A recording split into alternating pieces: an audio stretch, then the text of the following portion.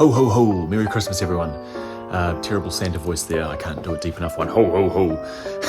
No. Anyway, I'll stop that. Maddie231 here with another video wearing my hat. That's all I'm doing for you in terms of Santa or Christmas attire. Just doing a quick video, quick update.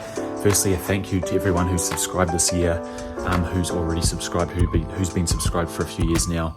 Hope you enjoyed the videos to date. To be honest, this year I haven't really been able to do as much as I'd have liked to. I would have liked to have done some more work on the E55, on the 211, pulling the motor out or doing a front end rebuild like we spoke about. I've got all the parts here. I've got radiators, I've got water pumps, I've got alternators, I've got head bolts, I've got not head bolts, seals, all the O-rings, timing cover bits and pieces. I've got everything there. I just haven't had the finances yet to do it because I want to replace, as I might have mentioned already, the front bumper and a few other bits and pieces, and those cost a little bit more to sort out. So they'll definitely be coming up in 2024. I can guarantee you that. We'll be getting stuck into some videos on that. Hopefully also we'll get rid of this E90 BMW. It's a lovely car, but I don't really love it. I don't really want it. So I'm trying to sell it at the moment and really focus on what cars we've got.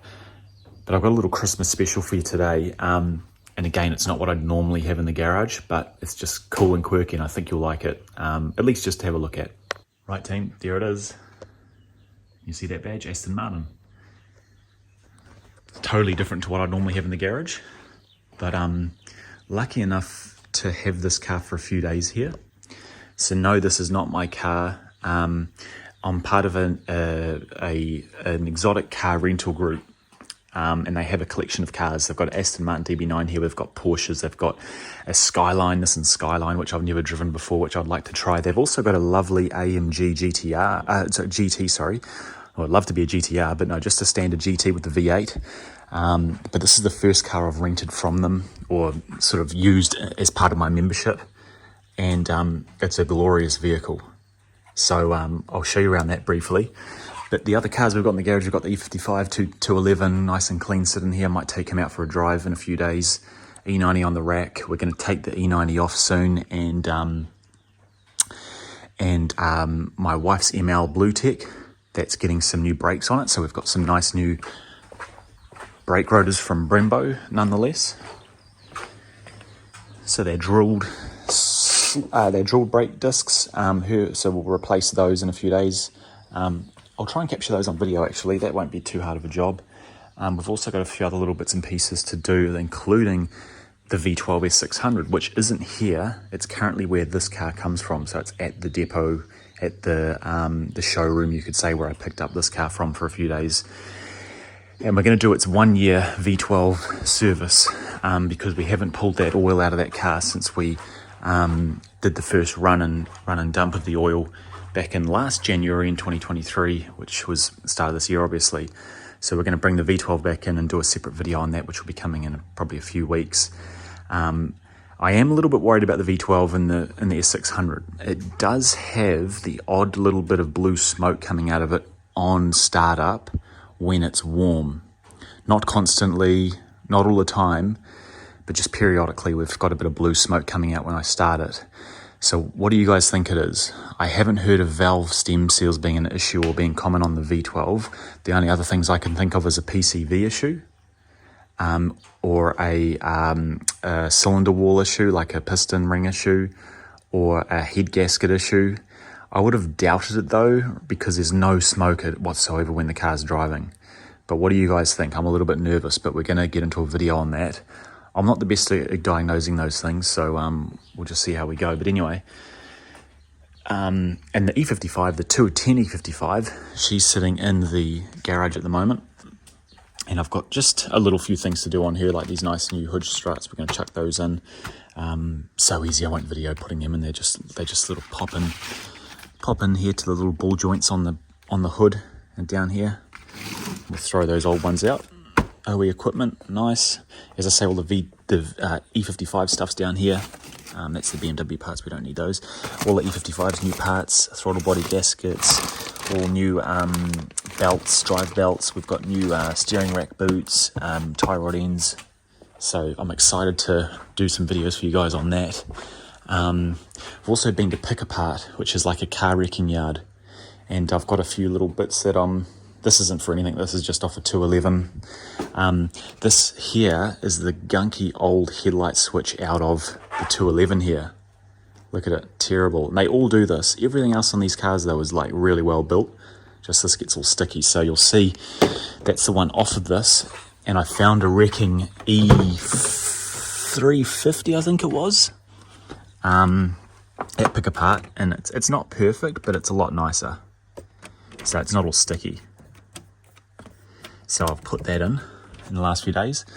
And I've also just put some leather treatment on the steering wheel here, which has been sitting for a few days. So I'm going to pull that off today.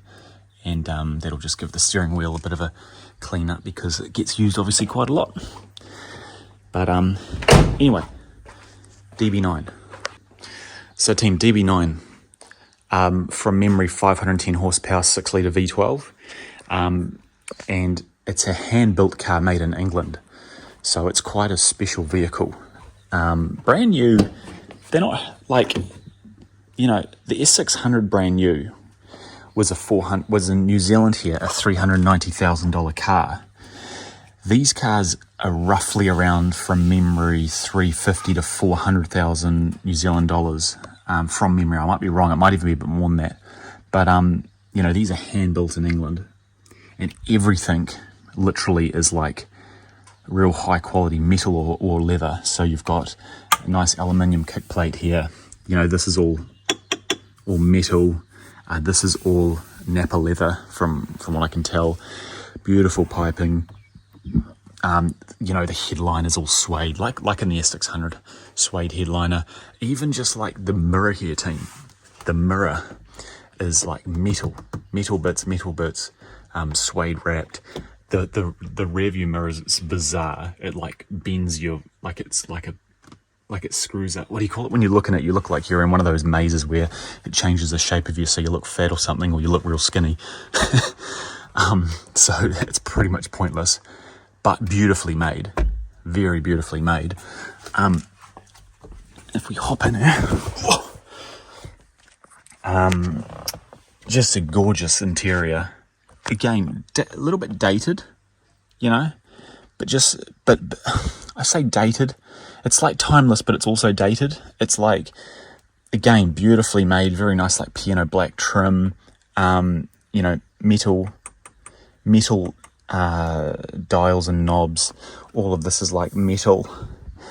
Your seat controls are here. The steering wheel is just like full leather. It's gorgeous. The most tackiest thing on this car though are these. They're just like plastic off some cheap bloody, I don't know what car they're off, but they're real cheap anyway. Rear view mirror is beautiful. Again, could do without the frame, could be frameless, would look real nice. The seats are lovely, Napa leather. Everything here is just beautiful. I don't even know how to operate half of this stuff, to be honest. There's the key for the S600. Gentle. There we go. Key for the S600. Oh, there we go. Look at that. But look at that. It's all metal, team. It's just beautiful. You know, like, everything's so nice. You know, metal or aluminium shifter pedals. And even the speaker grill, like crazy, like beautiful piece of engineering as well. Real nice car.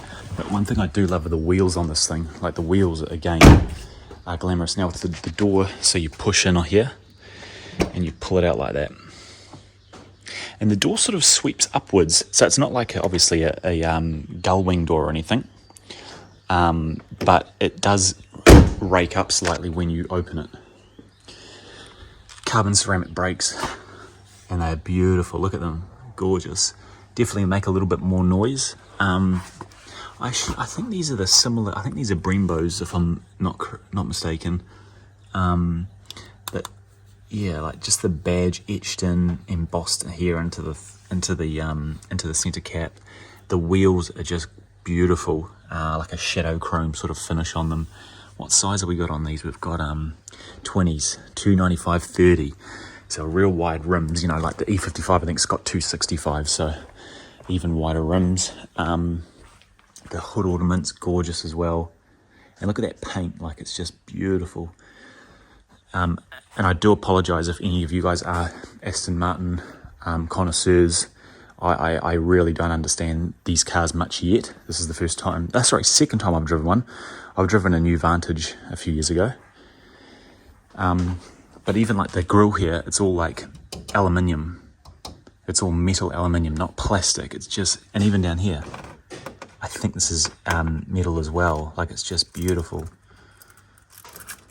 Get that out of there. And the lip's not too low, so you don't really knock it on anything. Like it's not like apparently some of the other cars they have which are very low, and you've got to be careful.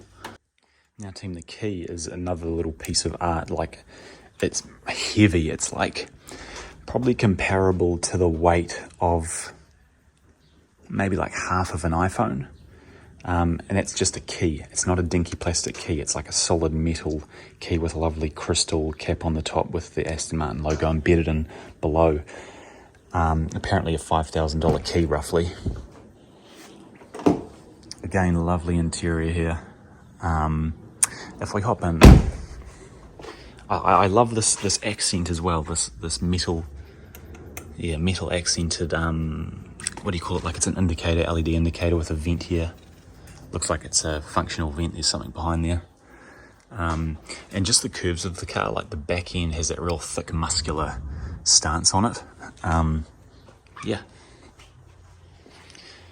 I don't even know how to open the bonnet, team, and I'm not going to. Again, it's not my car, and I just want to be real delicate with it because it's obviously quite fancy. Unfortunately, I'm sure you'd all love me to get it on the hoist and have a look at it, but I definitely am not doing that. Anyway, key. So to start her up, it's nice and simple. We insert the key, and it reminds me similar to the Vantage I drove years ago as well. So to start it up, all you have to do is basically put your foot on the brake and you push the Aston Martin logo in, and I'll just get the wraparound for the startup sound for you. I don't know if you heard that, but it's got a lovely startup sound, just like the V12 and the S600, but a lot louder and a lot more exotic sounding. Beautiful lights. I don't know if it's a speaker or microphone maybe. You've also got a nav that pops up here as well, but I've just put it away because it's pretty old school and doesn't work that well, to be honest. But yeah, anyway. Oh, there's stuff down here as well. What the hell's that? Oh, it's a bolster, is it? Ah, there you go. Oh, and it's even got a massage thing on it. Maybe? Oh yeah, damn. It's got a massage in it. Didn't even realise. I've had the car nearly for a day and haven't realised this. Oh, okay, that's cool.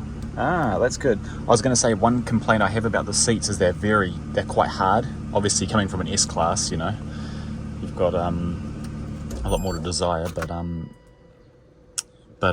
you guys can go and listen to exhaust clips on YouTube if you want to go and hear it driving and stuff. I'm not doing any of that. But yeah, cool. Okay, good to know. Anyway, team, that's the Aston Martin.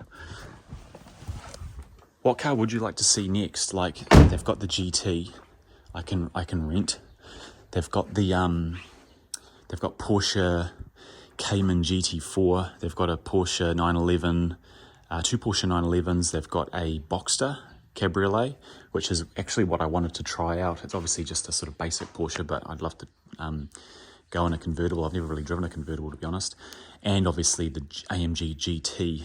With a 4-litre V8 bi-turbo from Mercedes. Why did I not get that straight away? Pretty much because, if you've seen on my channel, I used to have a 2019 C63S, and I know they're not the same car, but I'm relatively familiar with the bi-turbo 4-litre, and I thought I'd like to drive something a little more exotic like this. And yeah, but definitely the GT is on the cards coming up. Now, quick impressions of this car, driving it. Is it super fast? Yes. The top end is lovely. It's got a real beautiful progressive sort of power band over about 3,000 RPM. It just pulls really lovely, whereas the E55 and the S600, for example, have that real low down grunt, which is lovely as well. To be frank, I think this would still give this a run for its money. Maybe this would pick up quicker after about 100, but I think if you had them from a dig at like 50, I really do think, or even a standstill, I really do think the E55 can keep up. I don't know if it could take the lead, but it could keep up, especially with my TJ Mary, I think it's called TJ Mary or something, TCU tune in it.